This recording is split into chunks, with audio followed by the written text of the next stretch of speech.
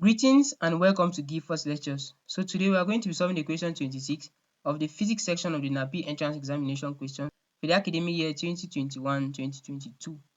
So a light source is at the bottom of a pool of water. The index of refraction of water is 1.33.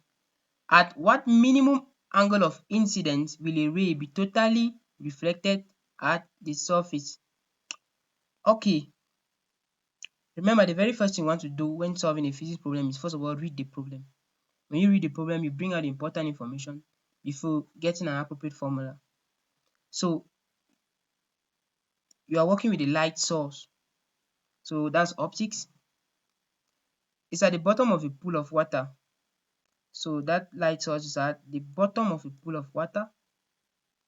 The index of refraction of the water is given to you as 1.33. And we wish to get the minimum angle of incidence for the ray to be totally reflected at the surface. So we are also given an important term here, totally reflected. So you're given options A, B, C, and D. Let's move straight into our solution. So if this is a ray produced by the light source, so this is the incident ray here. This is the incident ray. This is the light source producing this ray. Then the ray is refracted as such. Remember, water is denser than air. So this is water. And water is obviously denser than air. So when light moves from an optically dense to an optically less dense medium, the ray is refracted such that it bends away from the normal line. So remember, this line is the normal line. That's the normal line. So the ray is always refracted such that it bends away from the normal. If you continue increasing this angle of incidence, so this angle of incidence I is initially less than a certain angle called the critical angle.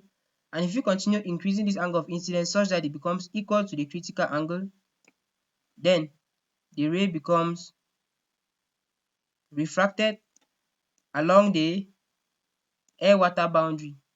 And if you continue increasing this angle of incidence, then the ray becomes totally internally reflected. That is to say, the refracted ray disappears and the ray becomes reflected in the water. So this angle occurs at a certain I greater than the critical angle. So total internal reflection occurs when the angle of incidence exceeds the critical angle. When the angle of incidence is equal to the critical angle, the angle of refraction is 90 degrees. So this is it here. This angle is 90 degrees.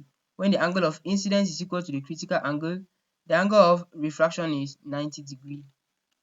When this angle of incidence becomes greater than the critical angle, then total internal reflection occurs.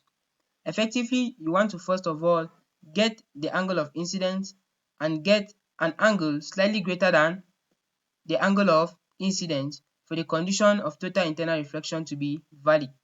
So why do we need an angle slightly greater than the angle of incidence? Because the angle of incidence is the critical angle and we are being asked the minimum angle of incidence for which the ray has to be totally internally reflected. If you are being asked the maximum, then in your options you are going to choose the maximum angle of incidence that is greater than the critical angle. But since you are being asked the minimum, you look for the minimum angle of incidence that is greater than the critical angle. So fundamentally, Snell's law defines the system above. N1 sin theta 1 equals N2 sin theta 2. So notice that when the angle of incidence is equal to the critical angle, then the angle of refraction is equal to 90 degrees. Also notice that the refractive index of air is equal to N2 and is equals to 1. And the refractive index of water was given to you as 1.3. So when you replace the above quantities in the expression for Snell's law, after making sin theta 1 subject of formula, so that you obtain the angle of incidence, you are going to obtain theta 1 to be equal to the sine inverse of 0.75 and it's going to give you 48.8 degrees. So remember, 48.8 degrees is the critical angle and not the angle for which total internal reflection occurs. So effectively, you want an angle greater than the critical angle. So if you go to your options, you are going to notice that C is greater than 48.8 degrees and 75 is also greater than 48.8 degrees. But we are being asked the minimum angle of incidence for which total internal reflection occurs. Total internal reflection occurs at 50 and at 75 normally. But for the minimum angle of incidence, the best option is the option C, since C is less than 75. So recall that when I is greater than the critical angle, that is when the angle of incidence is greater than the critical angle, then total internal reflection occurs. The minimum angle of incidence is therefore I equals 50, so the option C is correct.